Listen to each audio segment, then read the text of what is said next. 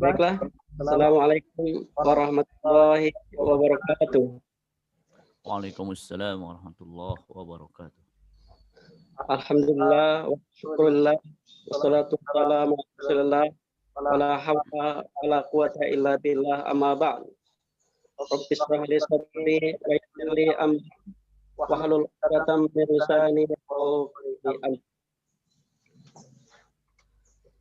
Alhamdulillah, puji syukur kehadirat Allah saja kita panjatkan atas berbagai nikmat yang kita terima ya. Dan pagi ini kita masih diberi banyak sekali kenikmatan, diantaranya nikmat iman dan Islam, dan yang paling berharga saat ini adalah nikmat sehat walafiat insyaallah.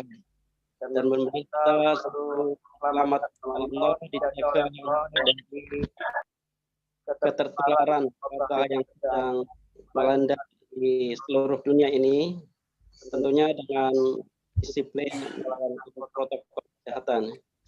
Para partisipan, jamaah hadirin rahimakumullah, hari ini kita akan menyimak kajian tentang fikih al-wadah atau fikih Jumat lalu kita sudah menyimak bagian pertama. Hari ini insya Allah lanjutannya ya. Semoga tidak ada halangan di tengah kajian kita dan bisa kita ikuti hingga akhir. Baiklah, kita awali sama-sama membaca basmalah. Bismillahirrahmanirrahim. Kita serahkan langsung kepada Bunda Taufik Hulaimi, falyatafadhal mashkura. 6. A'udzu billahi minasyaitonir rajim. Bismillah, alhamdulillah, assalatu ala rasulillah. Assalamualaikum warahmatullahi wabarakatuh. Waalaikumsalam warahmatullahi wabarakatuh. Pertama, alhamdulillahirrahmanirrahim wa bihi nasta'in ala umuri dunya waddin. Yang kedua, Allahumma sholli ala sayyidina Muhammad. Bapak-bapak dan ibu-ibu yang dirahmati Allah, hari ini insyaallah kita akan melanjutkan pembahasan tentang fikih prioritas. Hari ini insyaallah tentang lebih ke prakteknya ya, lebih ke contoh-contohnya. Prioritas dalam berbagai hal insyaallah. Jadi al-ma'ayir. Saya share sebuah slide fikih prioritas 2. Fikih prioritas 2.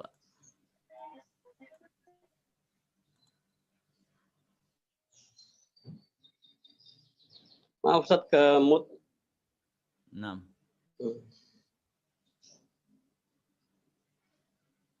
Fikih prioritas yang kedua. Sebagaimana yang diketahui di pertemuan pertama, memang umat ini kehilangan prioritas.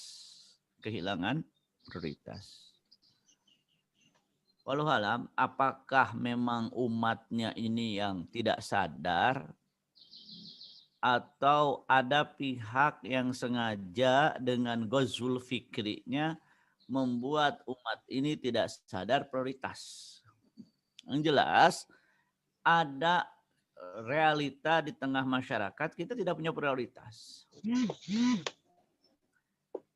Memang kalau kita mengatakan bahwa itu hasil dari ghazwu al-fikri, berarti memang ini lebih bahaya lagi karena memang ada kesengajaan.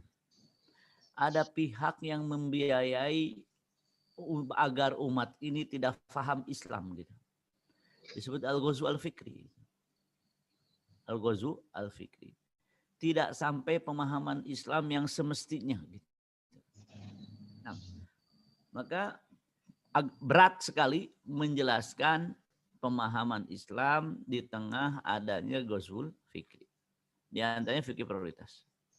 Alhamdulillah. Standar prioritas atau ma'ayir fi fikh aulawiyat. Standarnya. Pertama, memprioritaskan ilmu atau al-fahmu daripada amal, daripada praktik. Kenapa? Ya yang namanya sebuah amal, sebuah program atau apapun namanya aktivitas akan dilandasi al-fahmu dulu. Akan dilandasi al-fahmu dulu. Bahaya kalau seandainya al-fahmunya bermasalah. Mari kita lihat kenapa ilmu didahulukan. Allah Subhanahu berfirman, "Afan man kana ala bayyinatin min rabbih." Maka apakah orang-orang yang berpegang pada keterangan yang datang dari Tuhannya sama dengan orang yang menjadikan mereka memandang baik perbuatan yang buruk dan mengikuti hawa nafsunya? Afaman kana ala bayyinatin min rabbih. Ala bayyinatin min rabbih. Kaman zuyyina lahu su'u amalihi. Rahimakumullah. Siapa yang melakukan zayyana lahu a'malahu? Setan. Jadi, ya kalau kita sederhanakan, apa sih perseteruan di muka bumi? Hak batil. Apa sih perseteruan di muka bumi? Ad-da'wah ilallah atau ad-da'wah ila syaitan? Ad-da'wah ila nar atau ad-da'wah ila al-jannah. Namun ala bayyinatin min rabbihi, satu pihak. Yang kedua, batil tapi setan menghiasi kebatilan dianggap sebuah kebenaran. Kaman zuyyina lahu su'u amalihi. Kalau amal yang buruk sudah ada setan menggoda di situ, amal buruk menjadi baik. Maka sering saya ditanya, Ustaz, kan zaman sekarang bingung. Kita dulu sih membedakan. Ada Abu Jahal, ada Rasulullah, gampang membedakan. Salah. Apakah ketika kita kalau seandainya kita hidup di zaman Abu Jahal, kita bersama Abu Jahal atau bersama Rasulullah? Belum tentu. Kenapa? Lah kan udah jelas batil. Sudah jelas itu karena kita hidup setelah zamannya. Jadi sama sebetulnya. Ayat ini tidak khusus untuk mereka yang hidup setelah zaman Abu Jahal saja. Ayat ini juga ketika zaman Abu Jahal berlaku. Yaitu apa? Ala bayyinatin min rabbihi. Mana yang ala bayyinatin min rabbihi, mana yang zuyyina lahu su'u amalihi. Apa yang membedakan? Al-fahmu. Al-fahmu. Jadi bapak-bapak dan ibu-ibu sekalian yang dirahmati Allah, maka nanti perbedaan pendapat dalam masalah qat'iyat tidak ada toleransi. Perbedaan pendapat dalam masalah dzanniyat ada toleransi. Gitu. Jadi ala bayyinatin min rabbihi. Beda dengan kaman zuyyina lahu su'u amalihi. Perbuatan buruk jadi dianggap benar. Nah, jadi memang semua ini ujian. Semua ujian. Jadi jangan sampai mengatakan dulu kan Musa dengan Firaun jelas. Iya jelas, kita yang hidup setelahnya. Makanya ada skenario yang sama. Yaitu apa? Hati kecilnya sebetulnya tahu nggak benar. Akan tetapi tetap diikuti. Kenapa? Karena kepentingan-kepentingan dunia.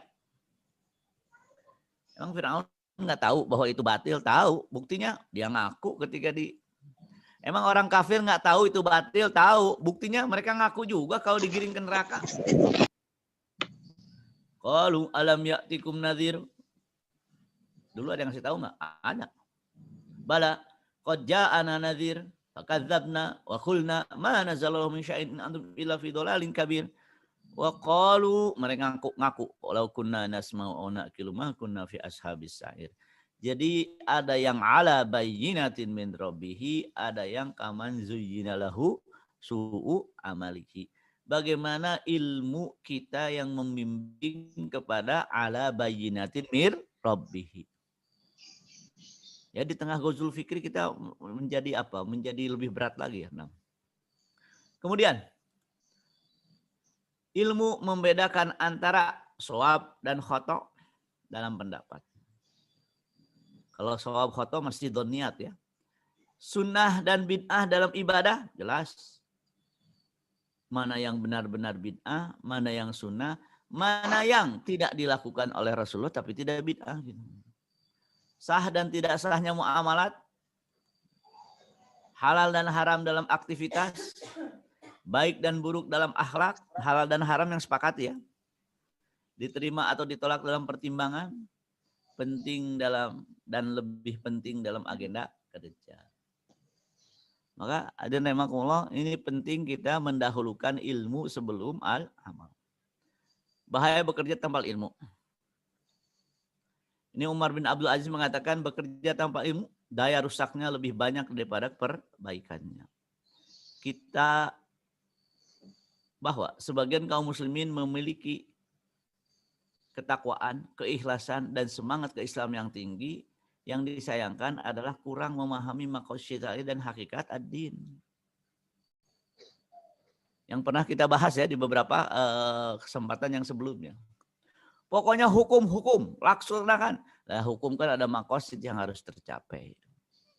Semangat, maka saya kadang-kadang Tibbun Nabawi, Bakam, Habbatus Sauda dan yang lainnya. Saya kira silahkan, akan tetapi yang tidak boleh menganggap kedokteran atau ilmu kesehatan menjadi sebuah yang tidak sunnah. Itu yang jadi masalah. Akhirnya membuat umat ini terbelakang. Akhirnya kita butuh vaksin, nggak ada yang bisa. Kenapa? Emang para aktivis Tibbun Nabawi bisa? Nggak bisa juga. Dan yang menarik, yang namanya mencegah penyakit itu bukan dengan ilmu yang tidak pasti. Maksudnya tidak melalui studi percobaan. Kan kalau dalam ilmu medis jelas ya. Ujian pertama, kedua, ketiga, setelah dipastikan paling tidak menurut usaha manusia baru dipakai. Dan itu yang pencegahan dengan ilmu yang seperti itu, bukan dengan minum jamu. Iya sih, minum jamu. Cuman pasti nggak pasti. Ya nggak bisa. Hanya pelengkap boleh. Ada orang mengatakan gini, ternyata vaksin yang terhebat adalah baca Quran. Nggak boleh. Itu pelengkap saja. Kenapa? Karena yang namanya mencegah bahaya itu harus dengan ilmu yang berdasarkan tajribah, yaitu proses eksperimen. Gitu. Memenuhi kriteria al-akhdhu bil asbab. Jadi kadang-kadang subhanallah, semangat beragama. Memposting. Ya antaranya vaksin terbaik adalah vaksin dari langit. Kita baca Al-Quran. Itu pelengkap silahkan. Tapi sebagai yang utama nggak boleh. Mengikuti aturan sebab makanya al-akhdhu bil asbab. Al-akhdhu bil asbab. Bagaimana yang ada dalam surah Al-Kahfi yang ketika bercerita tentang Dzulqarnain. Jadi harus pakai ilmu. Ya, yang lebih ini lagi saya kadang-kadang akhirnya nanti ada lebih jelas lagi setelah ini. Kasus Khawarij ini masalah. Memerangi Ali. Kenapa mereka tidak mempertimbangkan jasa dan perjuangan Ali dalam memenangkan Islam, tidak melihat kedekatan beliau dari Rasulullah diperangi. Berarti makanya sekarang ada kelompok lawannya itu selalu dituduh Khawarij. Di mana salahnya Khawarij zaman dulu itu memang sebuah kelompok Khawarij disebutnya. Khawarij zaman sekarang oposisi. Akhirnya orang oposisi dibawa Khawarij. Kemudian hadis-hadis tentang Khawarij dituduhkan kepada oposisi. Saya bilang, ini orang ngaco. Kenapa? Beda istilah Khawarij dulu dengan sekarang.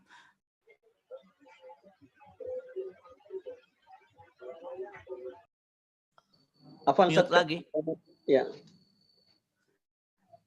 Nah, jadi ada beda kalimat khawarij dulu dengan sekarang. Jangan nih. Itu juga saya kira bagian dari apa? Kekeliruan dalam ilmu. Yaitu apa? Istilah 14 abad yang dulu yang lalu disamakan dengan istilah zaman sekarang. Khawarij zaman sekarang orang yang menentang pemerintah. Oposisi kan sah zaman sekarang.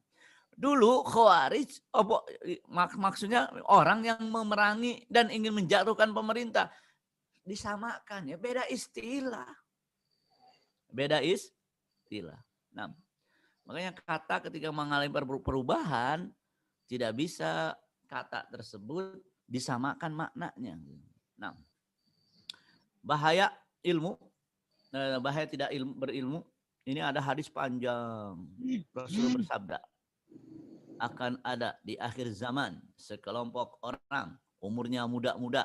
Saya tidak menyinggung sebuah kelompok, tapi memang cirinya mirip. Wawasannya sempit, berbicara dengan perkataan sebaik-baiknya manusia. Hadis Rasulullah berbicara. Mereka keluar dari Islam sebagaimana anak panah keluar dari busurnya. Iman mereka hanya sampai tenggorokan saja. Taroki. Jadi taroki itu ini, tulang yang di sini nih, sampai ke bawah. Taroki. Kalau kalian menemukan mereka, ini memang bahaya. Mereka adalah khawarij. Maksudnya khawarij, mereka yang pemahamannya tidak tepat. Tapi melakukan kegiatan-kegiatan yang memang membahayakan umat. Al-Khawarij dulu ada. Nah, coba bayangkan, para pendemo dibilang Khawarij. Ini orang salah. Kenapa Khawarij itu beda istilah dulu dengan sekarang? Dalam istilah politik Khawarij zaman sekarang itu diantaranya dia oposisi. Diantaranya mereka yang tidak setuju dengan pemerintah. Bukan apa namanya demo, tidak ada menggulingkan pemerintah. Nah, akhirnya demo haram karena ingin menggulingkan pemerintah. Nggak ada menggulingkan pemerintah. Nah, berbuat tanpa ilmu bagaikan berjalan di luar jalan. Bekerja tanpa ilmu lebih banyak merusaknya, kata Hasan al-Basri. Merusaknya itu lebih banyak.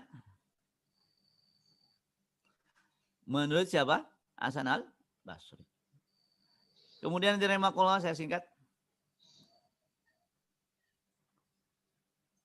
Nah, ini juga faham yang menjadi tujuan. Ini yang menjadi masalah.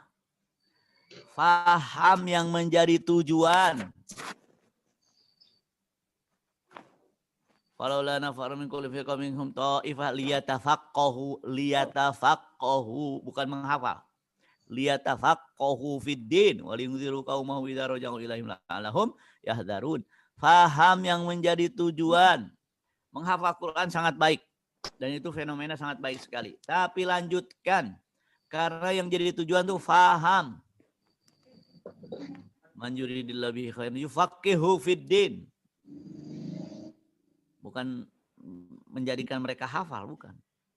Kenapa? Karena banyak yang hafal juga nggak paham. Yang banyak lagi, banyak yang hafal pemahamannya mengikuti keinginan penguasa. Masalah lagi. Yufaqihu fid din. Anas ma'adin, kata Rasulullah. Yang namanya manusia itu ma'adin. Jadi kalau dulunya emas, sekarang emas. Yang dulu kuatnya tembaga, sekarang tembaga. Sebelum Islam emas, setelah masuk Islam emas juga. Kenapa? Idza faqihu, kalau mereka memahaminya. Jadi kalimat faham, faqihu di sini faham menjadi tujuan, bukan hanya sekedar hafalan. Subhanallah. Ada orang menasihati. Nasihat, kalau mau masuk surga, baca Yasin, masuk surga. Emang baca Yasin saja? Pahami, emang difahami saja? Amalkan. Yang lebih berat itu mengamalkan. Ahlul Quran itu bukan menghafal. Ahlul Quran itu menghafal, memahami, mengamalkan. Karena Quran dilombakan juara. Kalau Quran diamalkan, bisa jadi penjara gitu. Kenapa? Karena orang yang tidak beriman tidak ingin Al-Quran diamalkan. Kalau Al-Quran diamalkan, mereka bubar dong akidahnya. Jadi man ahlul Quran, sekarang jadi pemahaman ahlul Quran. Ya kalau ahlul Quran hanya sekedar menghafal, dan menghafal itu sangat baik. Kalau ahlul Quran hanya sekedar menghafal tanpa memahami, bahkan tidak ada keinginan untuk mengamalkannya, itu berarti membuat pemahaman yang salah di tengah masyarakat. Gitu. Maaf, yang dimaksud hadis itu belajar baca Quran atau belajar Quran? Ada orang mau ngajarin baca Quran, pakai hadis man ta'allamal Quran, itu baru satu langkah. Baru satu langkah. Ya permasalahannya di Masjidil Haram ada orang hafal Quran, tapi dia merekomendasikan normalisasi hubungan dengan Israel dan merugikan bangsa Palestina. Itu namanya hafal. Pemahamannya ya masalahnya pemahamannya ditekan penguasa. Jadi di sini iza faqihu, bukan hanya sekedar hafal. Ini juga 3 golongan penerima ilmu. Fakana minha naqiyah qabilat alma fantabat fa'ambatat al-kala wal usba al-katsir. Jadi ada tanah, penerima itu bagaikan tanah pertama, airnya diserap, kemudian bermanfaat untuk orang lain, kemudian tumbuh di tanah tersebut. Ini yang terbaik. Yang kedua, wa kanat minha ajadib amsakat alma fanafa Allah biha annas fasharibu wasaqu wazara'u.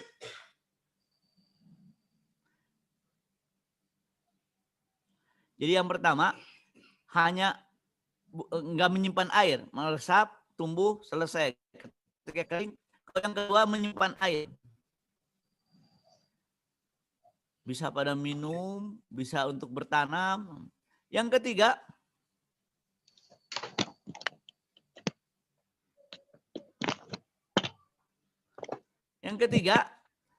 tidak bisa menyimpan air, tidak bisa menyerap air, airnya pergi, setelah itu tetap gersang. Ini perumpamaan yang ketiga ini ternyata banyak juga ya. Maka faham adalah tujuan. Pertama faham, yang kedua hanya hafal saja. Yang ketiga tidak faham, tidak hafal. Dalam hadis ini. Bagaimana? Ya yang lebih baik yang hafal dan faham kan. Tapi kalau tidak bisa, ya saya kira tidak boleh berhenti di hafal. Hafal itu satu langkah dan itu sangat baik. Lanjutkan lagi. Maka saya kadang-kadang tidak punya prioritas kita. Di antaranya lebih senang belajar bahasa Inggris daripada belajar bahasa Arab. Kenapa? Nggak punya prioritas. Padahal bahasa Quran itu harus difahami dengan bahasa Arab. Jadi kalau gerakan Quran bukan sekadar menghafal, memahami. Sudah memahami apa? Menamalkan. Nah, jadi memang ada yang harus kita perbaiki dalam hal masalah memahami. Selanjutnya, memprioritaskan pendapat yang mudah daripada pendapat yang sulit. Nah ini juga subhanallah. Saya sering mengajar, Ustadz jangan memudah-mudahkan. Yang memudah-mudahkan itu sudah pasti haram jadi halal. Memudah-mudahkan. Kalau yang prinsip mudah itu terjadi beda pendapat. Ini halal, ini haram. Ambil yang halal. Kenapa? Basyiru wala tunafiru. Yassiru wala tu'assiru. Kan Rasul mengatakan, ya kalau dua pendapat halal haram, dua-duanya punya dalil, kemudian kita ambil yang mudah, namanya at-taisir. Kalau pasti haram, kemudian dihalalkan, itu mengharamkan atau memudah-mudahkan. Maka jangan sampai mengatakan bahwa mengharamkan lebih baik daripada membolehkan, salah. Haramkan lebih bertauhid daripada yang membolehkan, salah. Bukan memudah-mudahkan. Maka mengharamkan yang halal sama dosanya dengan mengharamkan yang halal, menghalalkan yang haram. Kapan? Kalau sudah pasti halal diharamkan, ya itu bisa sampai derajat kufur itu. Sudah pasti boleh diharamkan, sama dosanya, sudah pasti haram dihalalkan. Sama dosanya. Maka yang lebih kuat itu boleh dulu. Ad-dinu yusrun. Al-aslu fil mu'amalat al-ibahah. Bahkan al-aslu fil asya al-ibahah. Maka dalam hal ini dahulukan mudah. Maksudnya kalau terdapat dua pendapat yang boleh tidak boleh, sama-sama punya dalilnya. Seperti kredit emas, seperti kredit, jual beli emas tidak cash. Ini halal, ini haram. Ambil yang halal. Sudah. Yassiru wala tu'assiru. Bukan memudah-mudahkan, tapi manhaj al-taysir, mudah. Di antara karakter manhaj taysir adalah apa? Berpikir jangan sampai, jangan-jangan boleh, maka jarang mengharamkan. Jadi memprioritaskan pendapat yang mudah daripada pendapat yang sulit. Kondisi umat sudah seperti ini, diajak kepada yang lebih sulit, nggak mungkin.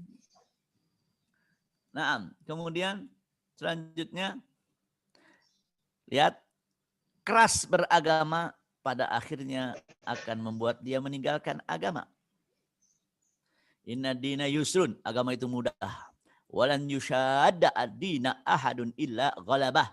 Fashaddidu wa qaribu wa abshiru. Maksudnya nggak saklek loh. Menggunakan kesempatan beribadah ketika semangat dan mudah melakukannya. Wasta'inu bil ghadwati war rauhah wa syai'in minad al-daljah. Jadi kalau lagi semangat maksudkan. Kalau lagi ya, sesuai dengan apa namanya naik turunnya keimanan seseorang. Wa qaribu. Jadi enggak langsung, enggak berhaluan, pokoknya harus begini. Pokoknya kalau enggak. Pokoknya harus ideal. Kalau enggak haram wajib. Kalau enggak wajib haram. Enggak, ada juga, ada sunnah, ada mubah dan ada makruh. Ad-dinu yusr. Kemudian rahimakumullah. Di sini juga dalam skala prioritas memprioritaskan aktivitas yang berkelanjutan daripada aktivitas yang temporal. Maksudnya program baik lebih didahulukan daripada program besar tapi sesaat. Tilawah harian walaupun sedikit-sedikit asal asal istiqomah. Jangan sampai target banyak sehari 2 hari bubar. Kenapa? Dalam hadis disebutkan ahabul a'mal ilallah ta'ala adwamuha. Yang paling dawam walaupun sedikit wa in qala. Qala wa kanat Aisyah idza besar cuma sehari 2 hari. Nah, jadi ini dalam rangka apa? Prioritaskan hal-hal yang tolong ada yang belum di-mute ini. Nah, sebelum disebut namanya. Nah, jadi juga sama yang seperti ini, yang namanya ya gini, yang namanya jiwa manusia cepat bosannya loh, cepat bosannya. Maka yang sedih, yang daripada bombastis 2 hari 3 hari mati, sebulan 2 bulan selesai. Adwamuha. Kemudian hadirin. Ini memprioritaskan amal yang lebih lama manfaatnya daripada apa? Yang sesaat. Istilah orang kita, memberi kail lebih baik daripada memberi ikan. Wakaf didahulukan dari umroh berkali-kali. Sering pernah saya sampaikan. Kenapa? Wakaf itu pahalanya langgeng, pahalanya apa? Terus-terusan daripada umroh sekali pulang bubar. Apalagi kalau umrohnya dengan tujuan daripada ke Hong Kong. Umrohnya apalagi selfie. Alhamdulillah, berkat doa semua. Saya dapat mencium Hajar Aswad. Itu sih ngasih tahu apa, halo, assalamualaikum, saya orang soleh. Membiayai pendidikan dai lebih utama daripada saya sedekah ke yatim. Nah ini juga permasalahan. Sedekah ke yatim selesai begitu saja. Sedangkan mendidik atau membiayai para dai itu ngajarin Quran kita dapat. Dai itu memberi hidayah kita dapat. Dai kayak saya bilang nih lebih sulit cari dana untuk pendidikan dai daripada untuk yatim. Kalau yatim banyak, padahal skala prioritasnya secara pahala pendidikan dai itu lebih luas. Dulu saya ketika di Jakarta, di An-Nuaimi Jakarta, bertemu dengan namanya Abdul Al-Muhalhal, orang Kuwait. Dia mengeluh, kita ini habis-habisan mempromosikan dai, tapi nggak ada yang biayain. Kalau yang namanya apa? Kalau yang namanya yatim, ternyata memang skala prioritasnya tidak dilihat. Sebelum ini,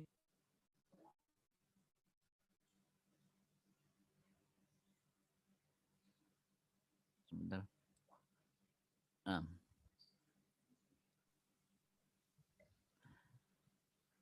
Pendidikan iman didahulukan. Lihat, Allah berfirman, sedekah jariyah, ilmu yuntafa'u bihi, awal dan sholihun yad'ula. Kadang-kadang mohon maaf. Kalau kursus piano dibayar. Tapi masalah iman ditinggalkan.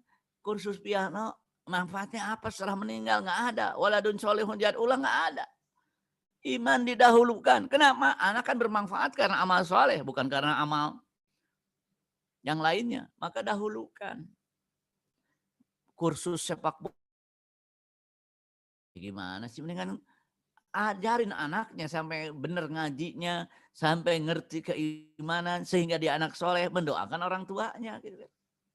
Kadang-kadang kita mendahulukan apa? Mendahulukan yang bersifat dunia daripada yang bersifat akhirat. Maka dalam hadis ini wakaf didahulukan. Ilmu yuntafa'u bihi didahulukan. Kalau kita yang tidak berilmu ya gampang, biayai orang yang belajar ilmu. Yang ketiga, awaladin sholihun yad'ulah. Awaladin sholihin yad'ulah. Ajarkan keimanan agar anak kita bermanfaat bagi kita setelah apa?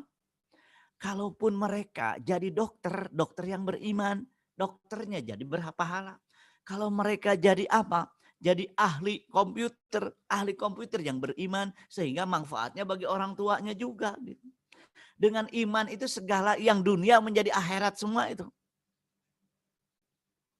Nah, memprioritaskan aktivitas hati daripada aktivitas fisik. Ini saya ingin menjelaskan lebih jauh ini. Ada aktivitas hati, ada aktivitas fisik. Amal qalbi dan amal al-jawarih. Apa itu aktivitas hati? Nah gini, misalkan disebutkan aktivitas hati lebih didahulukan. Seperti apa? Ikhlas. Orang ikhlas itu dalam hati, nggak bisa diukur. Zuhud, tawakal, syukur, ridho, muraqabah, khosyah, muhasabah, itu amal hati semuanya. Kalau amal hatinya baik, amal fisik itu bernilai. Kalau amal hatinya buruk, amal fisik tidak bernilai. Katakanlah ikhlas. Lihat masalah ikhlas. Dahulukan. Dia beramal, bersedekah. Ikhlas. Tidak marah ketika tidak dipuji. Dia bersedekah. Gak ada yang berterima kasih. Gak marah, orang saya ikhlas. Jadi ikhlas itu bukan direlakan. Bukan. Ikhlas itu artinya hanya Allah tujuannya. Jadi ini penting yang namanya amal hati dahulukan. Saya ingin gini. Ada kan ikhlas itu dalam hati. Ikhlas dalam hati pembuktiannya amal fisik. Jadi dalam Islam tidak ada amal hati, hanya amal hati. Amal hati itu dibuktikan dengan amal fisik. Dibuktikan dengan amal fisik. Jadi yang namanya amal hati tidak dihisab. Kapan dihisabnya? Kalau terbukti dengan amal fisik. Sahabat menangis ketika memahami ayat bahwa amal hati dihisab. Wa in tubdu ma fi anfusikum aw tukhfuhu yuhasibkum bihillah. Wa in tubdu, kalian amal tubdu ma fi aw tukhfuhu, atau kalian sembunyikan apa yang dalam hati, dua-duanya dihisab. Sahabat nangis. Rasulullah, kalau hati kita dihisab rusak kita ini, nggak ada yang ke surga. Fayaghfir lima yasha wa yu'adzibu may yasha. Jadi Rasulullah waktu itu melihat ini sahabat kenapa pada sedih? Kenapa kalian pada sedih? Rasulullah, ayat ini hati kami dihisab. Berarti kata Rasulullah, yaghfir lima yasha wa yu'adzibu may yasha. Nah, amal hati ini hanya ada dalam hati. Akan tetapi kalau amal hati baik, amal fisik bernilai akhirat. Bersedekah hanya merasa menunjukkan bahwa dia punya uang, nggak dapat. Harus pakai ikhlas. Zuhud itu kan amal hati. Bagaimana ketika dalam ketika beraktivitas fisik diwarnai zuhud. Bagaimana zuhud itu? Dia memiliki sesuatu, akan tetapi yang dimilikinya itu tidak. Jadi jangan sampai gini, saya emang enggak. Ya zuhud itu setelah dimiliki. Kalau sebelum dimiliki bukan zuhud. Setelah dimiliki, kemudian dia rajin bersedekah, itu zuhud. Tapi zuhud itu amal hati. Kapan diwujudkannya? Ketika bersedekah. Tawakal, gitu juga. Tawakal itu amal hati. Kapan ada tawakal? Ya setelah beraktivitas. Jadi setelah berusaha, kemudian selesai usahanya, sisinya tinggal tawakal. Nggak ada tawakal tidak tanpa usaha. Syukur juga gitu. Syukur amal hati. Bagaimana dibuktikannya? Hatinya tersenyum, mulutnya tersenyum. Ketika apa? Ketika dalam keadaan bukan syukur ya. Ya gini. Syukur itu 3 kan? Hatinya ini dari Allah. Mulutnya alhamdulillah. Itu belum syukur. Satu lagi buktikan dengan amal. Kalau sehat, syukurnya amal hati. Amal fisiknya ketika sehat, ibadah rajin. Syukur amal hati. Ketika dapat rizki, bersedekah. Bersedekah itu syukur amal hati. Gitu. Maka yang dibangun ini adalah amal hatinya dulu sebelum amal fisik. Karena kalau amal hatinya baik, amal fisiknya jadi baik. Gitu. Kita hadisnya sama-sama hafal ya. Ala fa inna fil jasadi mudghah fa idza saluhat saluhal jasadu kullu. Kalau hatinya benar, amal fisiknya benar juga. Kalau niatnya benar, amal fisiknya benar gitu. Kok orang ini tanpa lelah bekerja karena benar hatinya udah benar gitu. Maka yang didahulukan adalah memperbaiki amal hati, bukan hanya sekedar amal fisik. Jadi sekali lagi, yang namanya ridho itu amal hati. Kapan dihisab? Kalau ketika terjadi sesuatu dia ridho gitu. Bagaimana?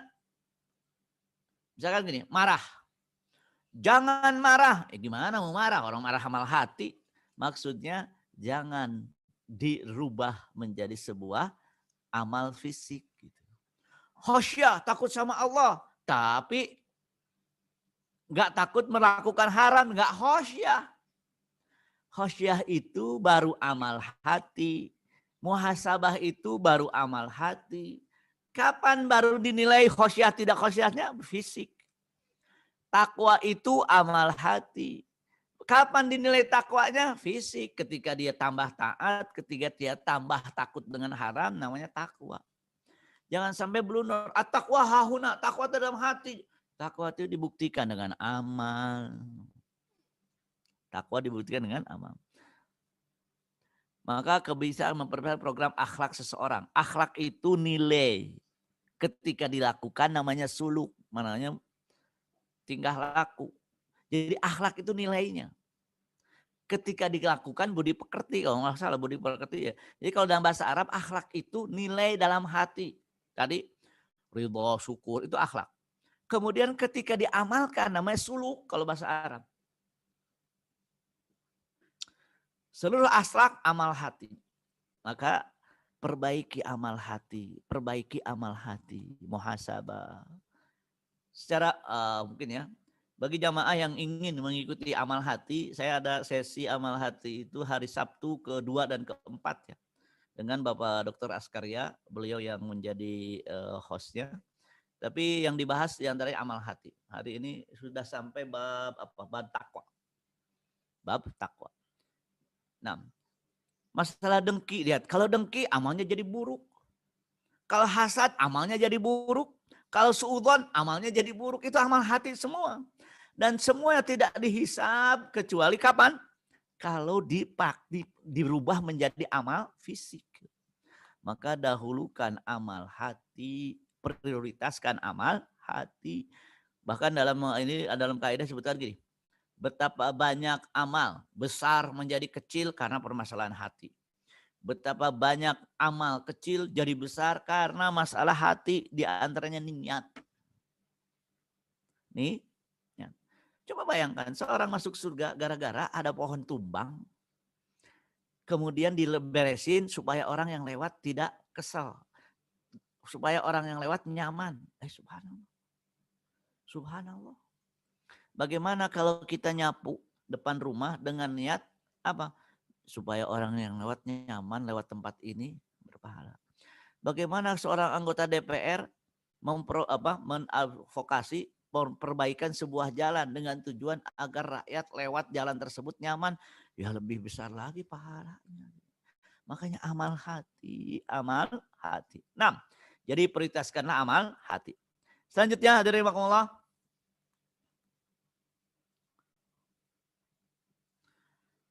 dahulukan perkara yang usul, yang prinsip di atas yang furu. Apa yang usul? Di antara prioritaskan al-iman. Tapi imannya bukan sekedar ucapan. Dalam iman jangan berbicara masalah asma wa sifat, itu enggak prinsip. Dalam iman prinsip itu apa? Ma'rifatullah, sampai tahu siapa Allah. Yang kedua tauhidullah, di antaranya gak ada yang berperan di muka bumi kecuali Allah. Yang ketiga tanzihullah, jangan pernah merasa bahwa Allah itu tidak mampu. Ini musuh kuat banget, kayaknya gak bakalan menang, itu sudah suudzon kepada Allah. Tidak tanzihullah, tidak mensucikan Allah. Jadi dalam masalah iman, jangan sibuk asma wa sifat. Itu kan beda pendapat. Dan beda pendapat itu terjadi dalam bab akidah. Jangan sampai, saya sangat menyayangkan. Kemarin, Syekh Ali Jabir meninggal. Sebagian orang, kenapa kalian begitu bersedih? Syekh Ali Jabir meninggal, bukankah dia sesat dalam akidahnya? Bukankah dia tidak manhaj salaf? Ya Allah. Hanya sekedar perbedaan pendapat di mana dalam permasalahan asma wa sifat. Itu tidak membuat orang menjadi kafir gara-gara beda asma wa sifat. Itu masalah furu, bukan masalah usul. Apa usul? Saya lebih senang usul itu adalah sesuatu yang sudah pasti usul. Apa furu? Sesuatu yang tidak pasti. Dhoniyat itu furu, usul itu qat'iyat gitu. Sholat wajib, qat'iyat. Puasa wajib, qat'iyat. Tata cara sholat yang detil-detilnya itu dhoniyat, itu furu. Gitu. Maka yang dipermasalahkan orang tidak sholat. Bukan yang dipermasalahkan orang beda tata cara sholat. Saya kadang-kadang khawatir. Saya ketika membaca ketika membaca di Facebook ada orang begini. Saya ini orang beriman atau provokator gitu. Saya merasa ini orang provokator gitu. Karena pernah di Libya, imam masjid ditangkap ternyata Mossad. Imam masjid di Libya punya jamaah banyak, ditangkap Mossad. Mossad kan agen Israel. Kenapa? Karena kalau keterlaluan begitu kita jadi curiga siapa ini orang gitu. Ketika temannya, rahimahullah, Syekh Ali Jabir, kenapa kamu berdoa rahmat kepada Ali Jabir? Bukankah dia? Saya bilang ini orang, Masya Allah, ini orang provokator atau siapa gitu. Kembali, iman yang benar akan membuahkan amal soleh. Maka kita bina usulnya iman yang benar. Kenapa iman yang benar tidak sekedar ucapan? Lihat, la ilaha illallah yabtaghi bidzalika wajhallah, pasti Allah akan haramkan neraka. Kenapa? Karena iman yang benar beramal soleh. La yadkhulun nar man qala la ilaha illallah, bukan mulut saja. La ilaha illallah, la ilaha illallah, la ilaha illallah. Zikir semalaman la ilaha illallah. Tapi apa? Masih melakukan riba. Gimana la ilaha illallah? La ilaha illallah. Tapi apa? Perjuangan Palestina dikhianati. Gimana la ilaha illallah? Makanya di sini adalah iman yang benar menghasilkan amal yang benar. Maka perhatikan al-usul sebelum al-furu'. Di antaranya masalah keimanan. Fahami keimanan. Jangan sampai keimanan cukup diucapkan lisan. Tidak perlu dibuktikan dengan amal. Gimana? Mau dihisapnya gimana? Makanya mari kita tingkatkan keimanan. Bagaimana meningkatkan keimanan? Tambah percaya? Bukan tambah percaya. Meningkatkan keimanan adalah meningkatkan amal soleh. Amal soleh ada dua, melakukan dan meninggalkan. Kadang-kadang saya sering bermasalah dengan kalimat amal soleh. Sebutkan amal soleh. Saya bilang Rasulullah SAW itu sejak jadi nabi berseteru dengan kebatilan. Maka di antara amal soleh adalah berjuang melawan kebatilan. Zaman sekarang ada batil ditinggalkan. Tapi la ilaha illallah. Ini jadi masalah kan. Maka saya bilang sejak kapan tauhid tidak pengen berkuasa? Tauhid itu ingin berkuasa. Kenapa? Kalau tauhid tidak berkuasa ya menjadi masalah. Kenapa? Ditindas gitu loh. Wala tahinu wa tad'u ila salmi wa antumul a'launa. Wallahu wala yatirakum a'malakum. Jadi dalam keadaan lemah itu harus berusaha untuk berkuasa. Dengan cara yang benar. Ikuti aturan. Tidak teroris. Kemudian tidak ya jelas tidak teroris. Ikuti aturan kemenangan. Nah, dengan cara yang baik ya. Bukan cara orang nongkrong di jalan Tamrin, di bom. Gimana jihadnya nggak ada. Gitu. Nggak begitu saya kira. Nah, kemudian rahimakumullah. Memprioritaskan perkara yang fardu dari perkara yang sunnah. Menghormati orang tua itu fardu. Jangan gara-gara beda tata cara sholat dengan orang tua menjadi tidak hormat orang tua. Itu kan masalah furu'. Nah, ini sunnah silahkan. Ada yang fardu. Ada yang fardu. Ini sudah Rasul silahkan. Tapi dahulukan yang fardu. Haji didahulukan daripada umroh. Ini ada biaya. Biayanya cukup untuk haji. Biayanya kalau dipakai umroh. Biaya haji berkurang. Haji. Teruskan untuk haji. Mendahulukan zakat mal daripada sedekah sunnah.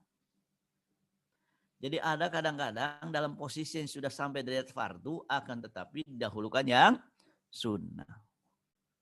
Tahajud silahkan.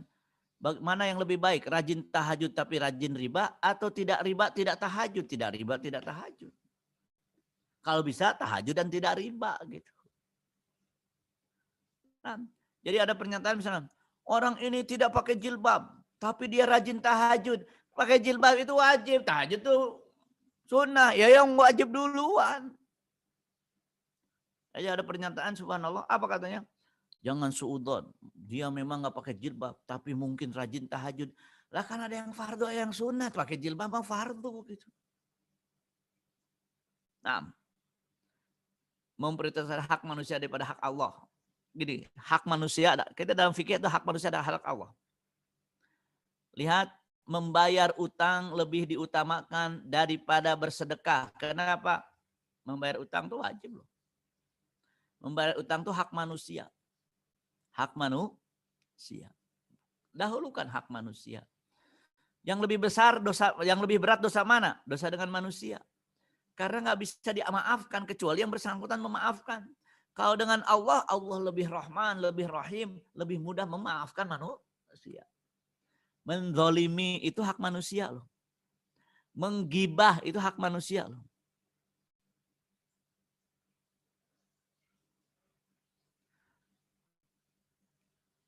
Jadi dahulukan hak manusia. manusia daripada hak Allah semata. Ada dalam usul fikih dibagi, ada hak hukukullah, hukukul ibad. Hukukullah dalam hal ini apa? Hak yang berkenaan, makanya ibadah yang berefek sosial biasanya lebih tinggi nilainya di sisi Allah karena berkenaan dengan hak manusia. Nah, apalagi yang berkenaan dengan masalah harta. Hak Allah bisa misalkan anak orang tuanya meninggal, orang tuanya punya dosa berhubungan dengan hak Allah, anak bisa berdoa kepada Allah untuk dimaafkan. Tapi kalau bapaknya meninggal punya dosa dengan manusia, anaknya nggak bisa berdoa untuk dimaafkan, kecuali menghubungi orang tersebut agar dimaafkan. Hak manusia. Nah, kemudian aja rahimakumullah memberitakan sedikit masalah ini. Hak Allah, hak manusia. Ada orang ini terkenal rajin tahajud, kemudian rajin menyakiti tetangga, kata Rasulullah di neraka. Karena menyakiti tetangga hak manusia. Tapi sholatnya biasa saja, nggak pernah menyakiti tetangga, di surga, kata Rasulullah. Dahulukan hak manusia. Kemudian juga memperintahkan mengubah individu daripada yang mengubah institusi. Ini memang menjadi skala prioritas. Pertama individu dulu. Setelah itu baru keluarga. Setelah itu baru masyarakat. Diutamakan. Akan tapi jangan sampai begini. Nggak usah berpolitik. Kenapa? Kita rubah dulu individu. Baru sebetulnya berbarengan. Namun ada skala prioritasnya gitu. Bukan sekali prioritas dalam hal masalah waktu. Kita merubah mungkar dengan cara berdakwah dulu. Seperti Rasul berdakwah. Ya keburu habis. Makanya ada namanya maqasid. Nah, kemudian memprioritaskan kebutuhan daruriyat dari hajat. Jelas kalau ini daruriyat itu kalau nggak dilakukan mati. Daruriyat dahulukan. Hajat kalau bisa sepenuhi. Kalau tidak ya harus dipending. Nah, bagaimana dahulukan kesehatan daripada rekreasi misalkan. Kalau sekarang kan sedang musim jalan-jalan. Nah, terakhir membina fikroh, pemahaman lebih daripada pembangunan fisik. Kenapa? Karena kalau fikroh atau pemahaman sudah mendarah daging, apa namanya fisik mengikuti. Yang namanya fisik mengikuti. Jadi rahimakumullah sekali lagi. Ini terlihat sekali umat ini sangat miskin dengan skala prioritas. Sangat miskin. Dan kita harus mengembalikan umat ini kepada skala prioritas. Mana yang didahulukan. Kalau bisa dua-duanya silakan. Kalau nggak bisa ada. Makanya dalam kondisi tidak ideal itu ada yang didahulukan, ada yang dibelakangkan. Ada yang didahulukan, ada yang dibelakangkan. Jadi ya rahimakumullah, kalau misalkan kalau memilih amal soleh, mana yang pahalanya lebih besar? Mana yang pahalanya lebih besar? Saya kira ini yang bisa saya sampaikan pada kesempatan kali ini.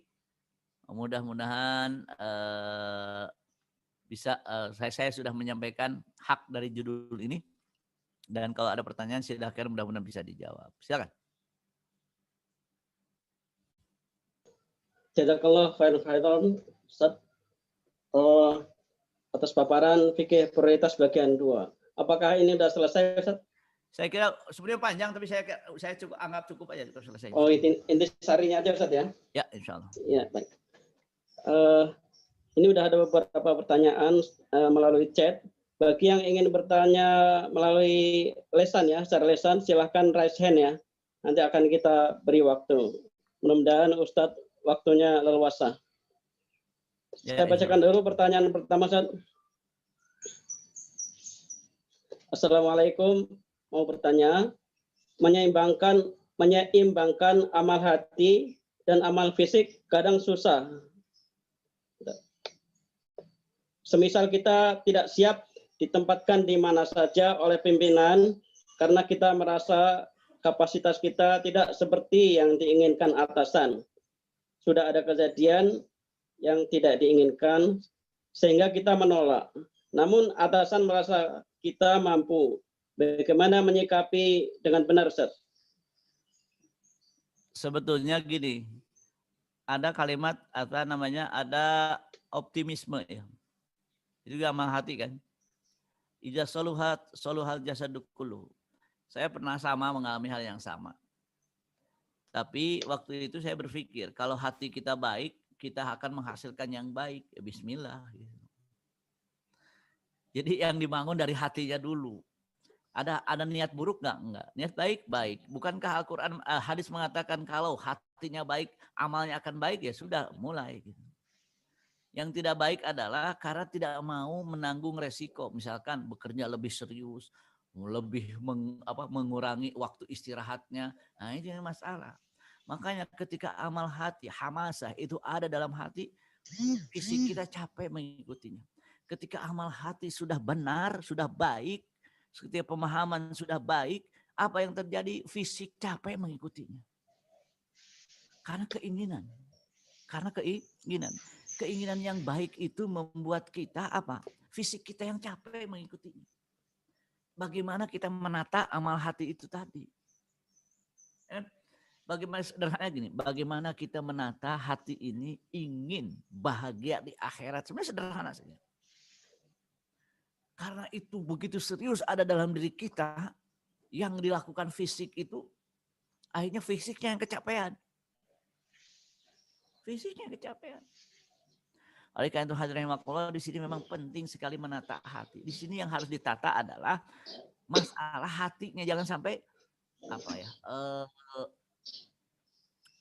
merasa ya, tidak optimis gitu, pesimis. Seharusnya orang lain melihat kita mampu, buktikan gitu. Jadi kalau istilah orang gontor gini, jangan pernah berkata tidak bisa. Kan itu hamasah. Jangan berkata tidak bisa. Kalaupun untuk bisa harus persiapan 3 hari 3 malam, lakukan. Saya pernah punya mahasiswa, sama prinsipnya saya gitu kan. Dia diutus ke Boyolali. Ketika di Boyolali disuruh belajar fikih sunnah. Bingung dia. Ustadz ngajarnya seminggu sekali katanya. Saya persiapan 7 hari. Tapi yang terjadi kata dia, saya menguasai kitab fikih sunnah dan orang menyangka, wah Masya Allah, mantap. Padahal dia 7 hari persiapan untuk ngajar sehari. Masalahnya amal hati. Sejauh mana optimisme kita, sejauh mana semangat yang kita miliki gitu. Makanya istilah gontor ya, nggak ada perkataan tidak bisa. Jadi kalau di gontor, kamu jadi ini, bisa. Walaupun di belakang, waduh repot. Dalam hal mengajar. Ngajar bahasa Inggris, waduh paling nggak bisa bahasa Inggris. Ya sudah, seharian belajar sampai bisa. Gitu. Jadi sebetulnya semangat itu yang kita harus miliki. Amal hati itu yang membentuknya. Maka kalau kita niatnya baik, idza soluhat jasadu kulluh, insya Allah pesannya baik juga. Jangan sampai saya nggak bisa selamanya sudah. Ada teman selalu mengatakan saya nggak bisa bahasa Arab. Bertahun-tahun di negeri Arab yang nggak bisa terus. Kenapa? Karena dia dijejali, nggak bisa. Amal hati sangat penting, gitu ya. Jadi katakan saya bisa. Kenapa? Ya namanya apa ya? Allah Subhanahu Wa Taala kalau kita niatnya udah baik, mengatakan dalam hadis ya bukan? Kalau kita ini udah niatnya udah baik, sana baik insya Allah.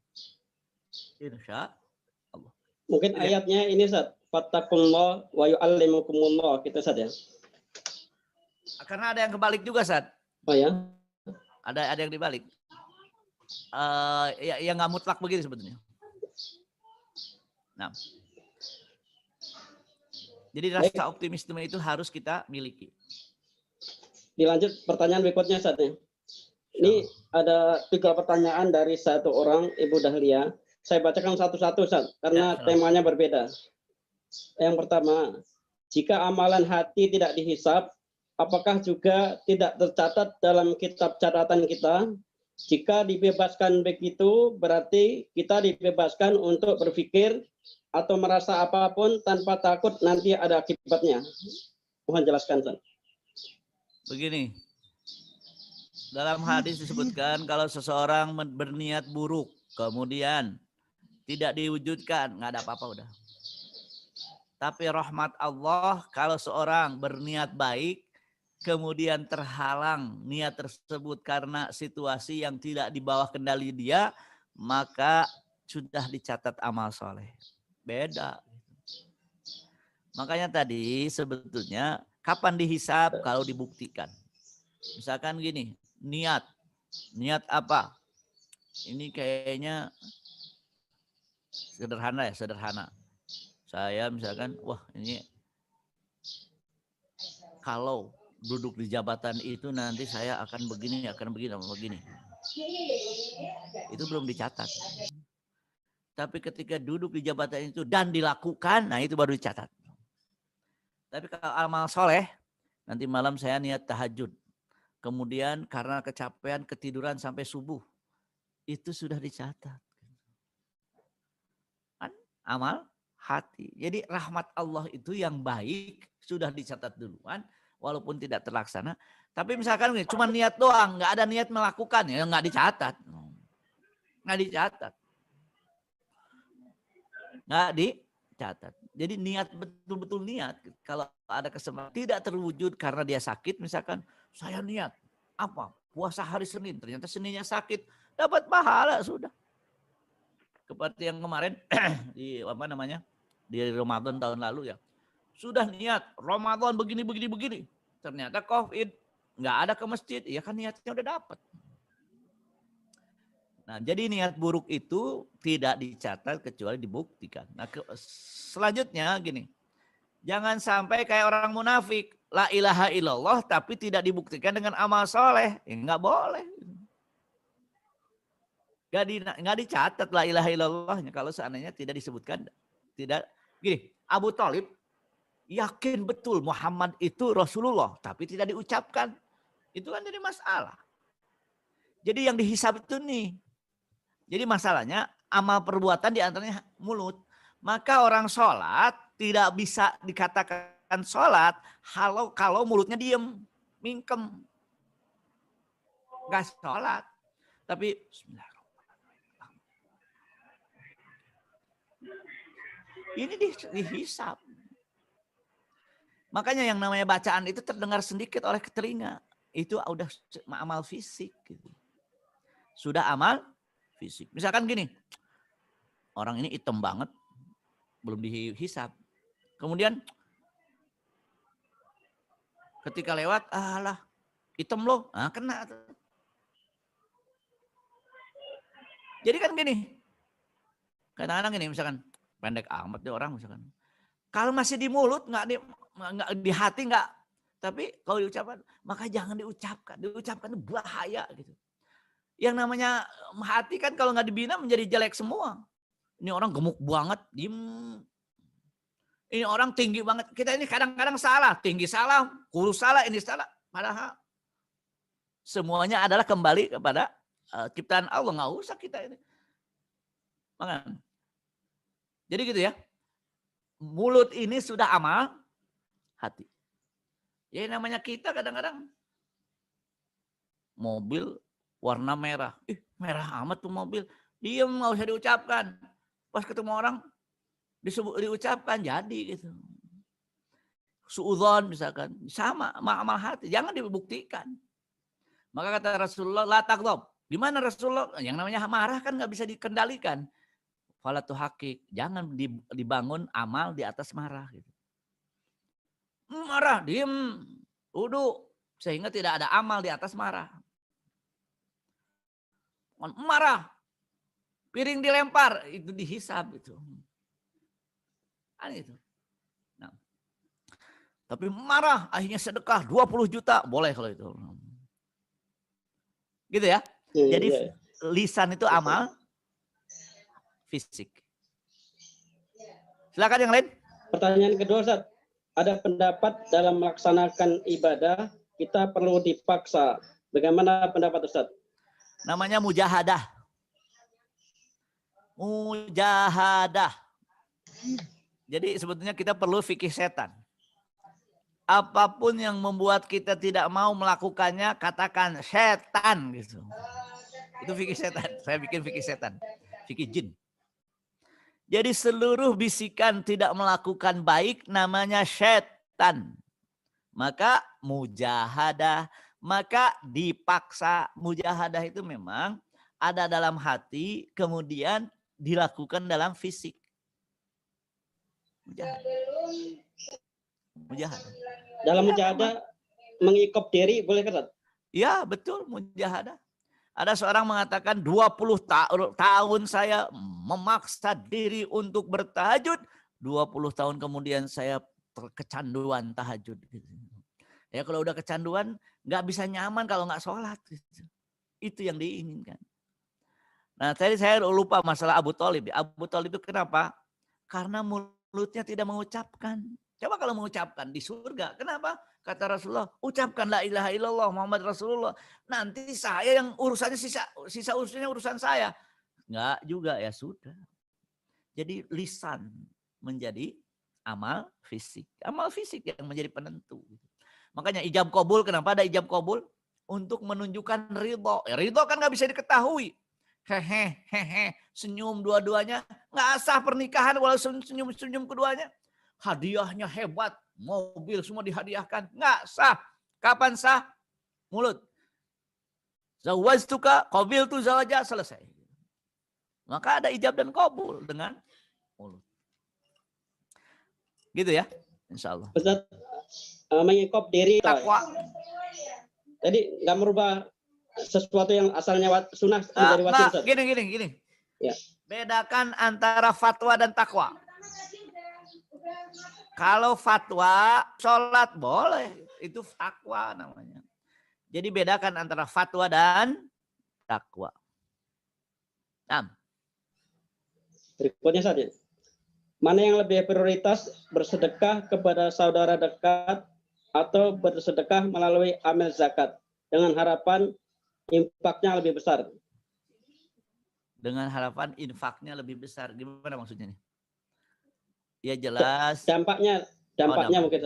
Yang jelas skala prioritasnya kepada kita dulu. Lebih didahulukan. Makanya kalau punya uang, zakat, lihat saudara kita yang berhak zakat nggak didahulukan. Prioritasnya begitu memang.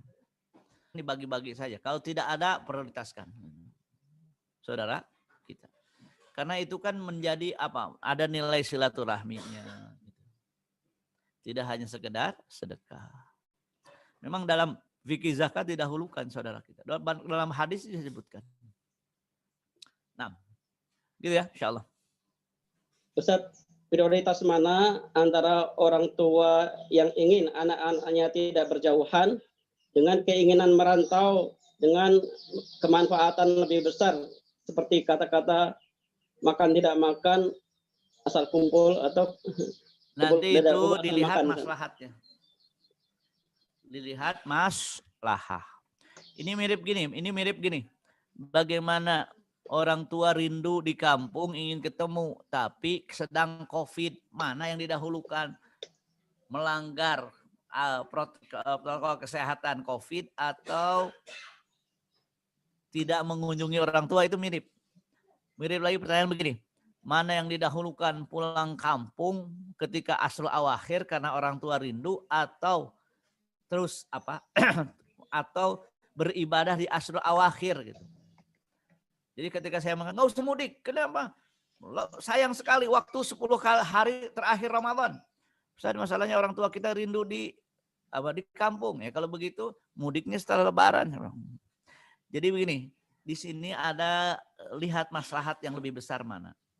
Nanti misalkan udah kalau begitu memutuskan mudik dengan tujuan membahagiakan orang tua. Sampai di sana jangan lupa Ramadan belum berakhir gitu.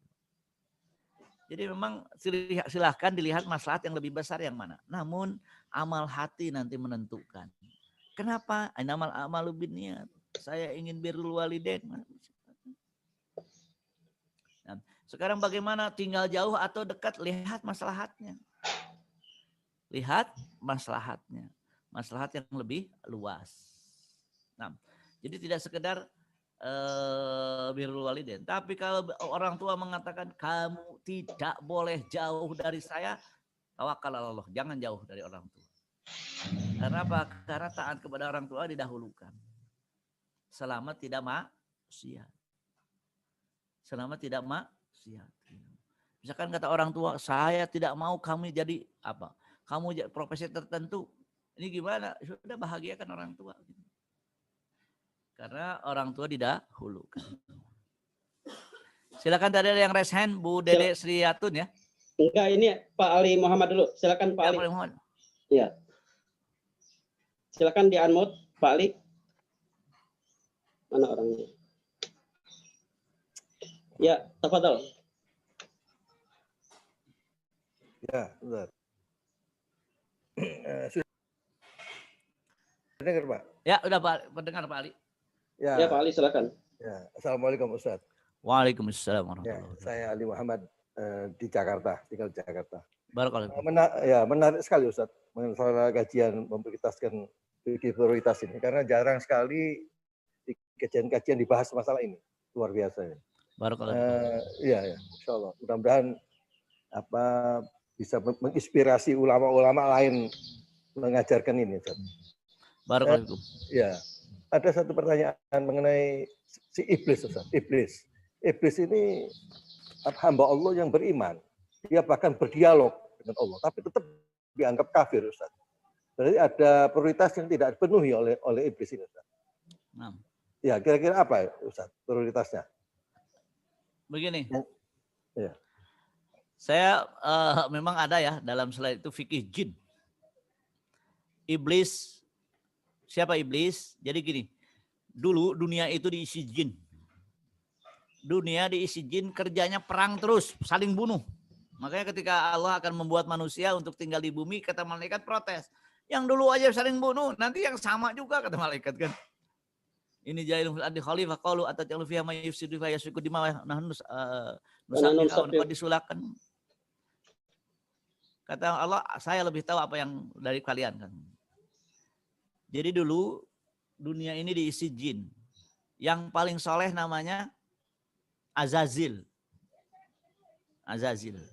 Azazil ini setelah membangkang jadi setan, jadi iblis itulah. Nama aslinya Azazil. Nah, yang menarik adalah jadi iblis itu mantan jin soleh. Saking solehnya disuruh masuk surga. Bebas di surga gitu. Permasalahannya apa? Permasalahannya setan ini ketika membangkang tidak mau istighfar. Adam salah, iblis salah. Bedanya apa? Adam setelah salah minta maaf. Iblis setelah salah nggak mau minta maaf. Coba kalau iblis minta maaf, aman kita ini. Jadi malaikat semua kita.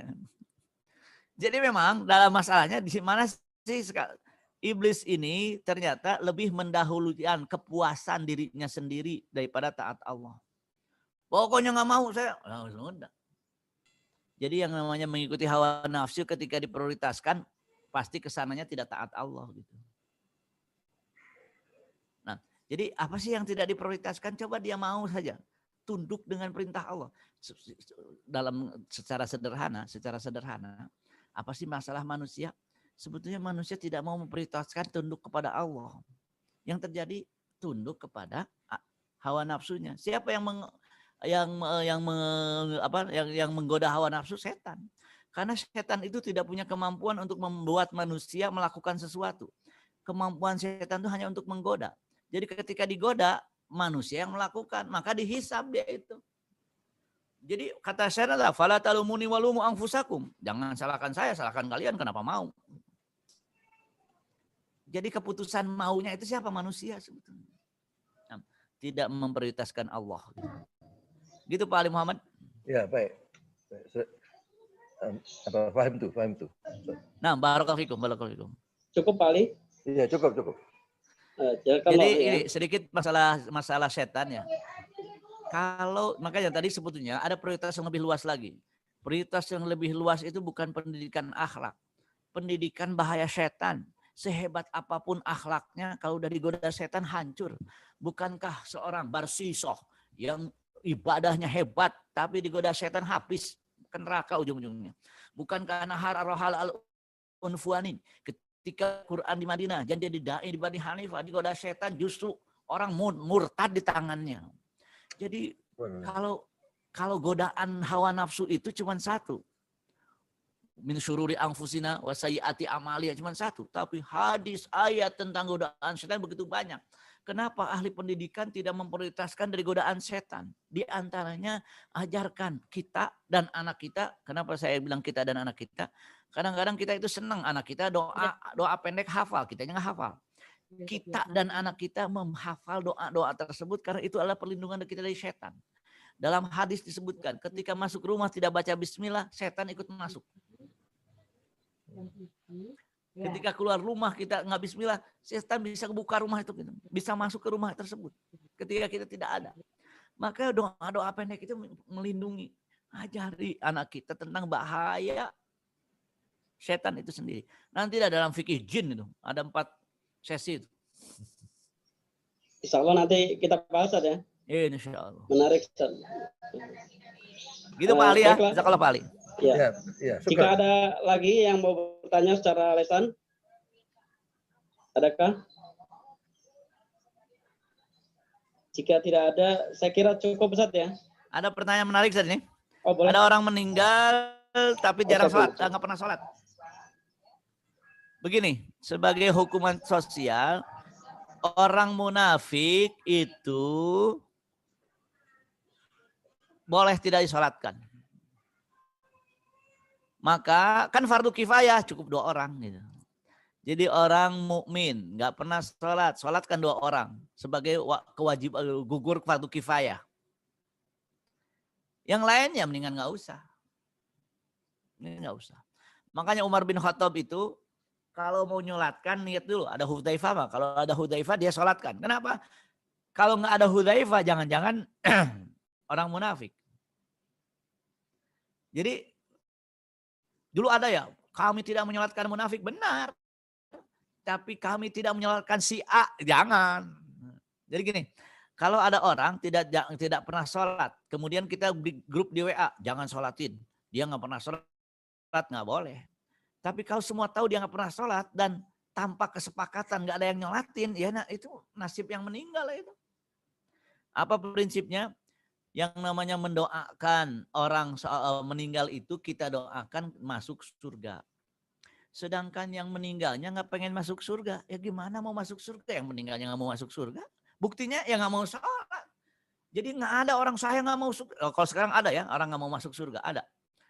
Tapi misalnya jarang orang mengatakan saya nggak mau masuk surga. Tapi yang ada dia nggak mau sholat. Nggak mau sholat itu pengumuman sudah nggak mau masuk surga. Ketika meninggal ya nggak usah, orang dia aja nggak pengen. Cukup fardu kifayah saja 2 orang.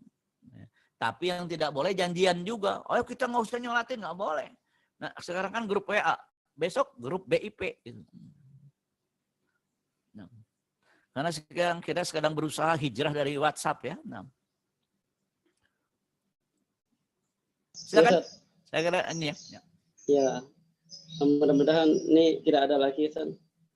Dan bandwidth Ustadz dibilang sudah low Ustadz. Oh gitu? Iya. Oh ya, karena saya pakai Droid Cam ya.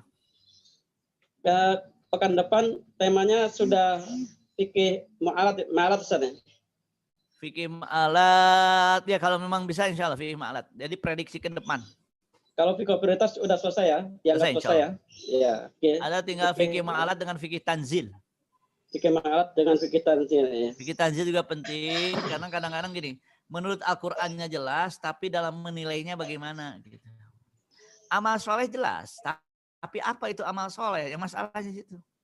Jangan sampai amal soleh terbatas. Amal soleh ya misalkan amal soleh cuman hal-hal yang fardu yang arkanul iman yang 5 saja. Padahal amal soleh luas juga. Ini nanti ada fikih tanzil yang sebelumnya mungkin fikih ma'alat, prediksi ke depan. Ma'al tuh apa yang akan terjadi. Kalau begini nanti gimana? Kalau begini nanti gimana kan gitu. Insya Allah.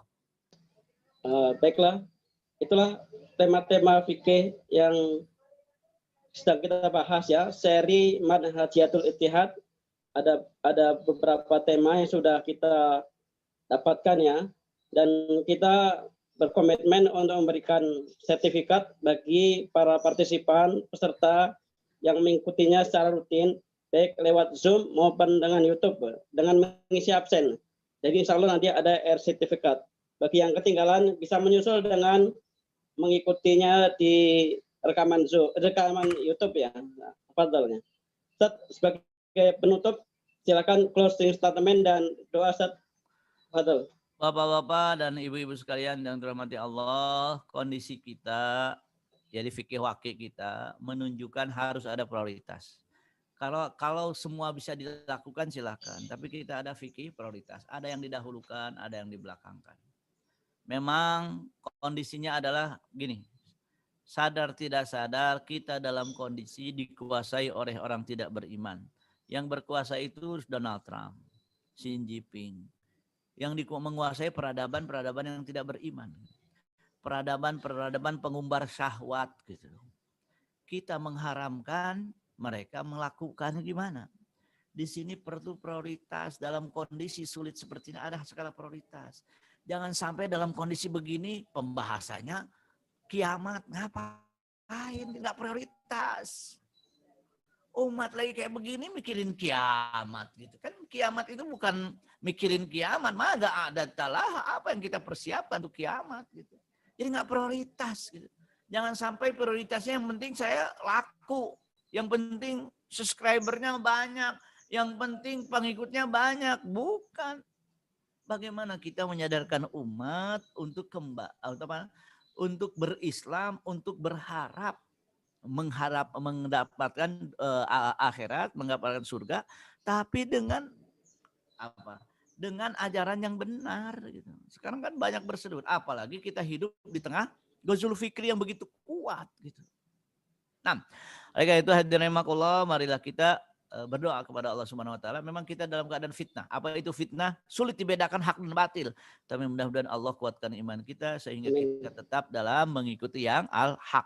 Nah, alhamdulillahirabbil alamin, hamdan yuwafi ni'amahu wa yukafi mazidah. Ya Rabbana lakal hamdu kama yanbaghi li jalali wajhika wa 'azimi sultanik. Allahumma shalli ala sayyidina Muhammadin wa ala ali sayyidina Muhammad. Shallaita ala sayyidina Ibrahim wa ala ali sayyidina Ibrahim bil alamin innaka Hamidum Majid. La ilaha Allah Halimul Karim subhana rabbil arsyil azim nas'aluka mujibati rahmatika wa azaima maghfiratika wal ghanimata min kulli birrin wassalamata min kulli ismin la tada' lana dzamban illa ghafartah wa la hamman illa farajtah wa la hajatan hiya laka ridha fiha lana salah illa qadaitahu ya arhamar rahimin ya rahman ya rahim. Allahumma ya rahman ya rahim bi rahmatika nastaghits ya hayyu ya qayyum bi rahmatika nastaghits. Allahumma afrig alaina sabra, Allahumma afrig alaina sabra. Ya Allah, kuatkanlah kesabaran kami dalam memeluk agama ini. Allahumma afrig alaina sabra wa tsabbit aqdamana. Ya Allah, tetapkanlah kami dalam iman dan Islam, dalam iman dan Islam. Allah tsabbit aqdamana wansurna 'alal qaumil kafirin. Ya Allah, menangkanlah kami di atas kaum yang kafir ya arhamar rahimin. Allahumma afrig alaina sabra wa tsabbit aqdamana wansurna 'alal qaumil kafirin. Rabbana Allahumma rfa'anna al-bala, Allahumma rfa'anna corona, Allahumma rfa'anna corona, Allahumma rfa'anna corona. Ya Rahman, Ya Rahim, Ya Hayyu, Ya Qayyum, bi rahmatika nastaghits. Rabbana atina fid dunya hasanah wa fil akhirati hasanah wa qina adzabannar. Subhana rabbika rabbil izzati amma yasifun wa salamun ala mursalin walhamdulillahi rabbil alamin. Barakallahu li wa lakum. Assalamualaikum warahmatullahi wabarakatuh. Waalaikumsalam warahmatullahi wabarakatuh. Jazakallah. Barakallahu fikum. Semoga ilmunya bisa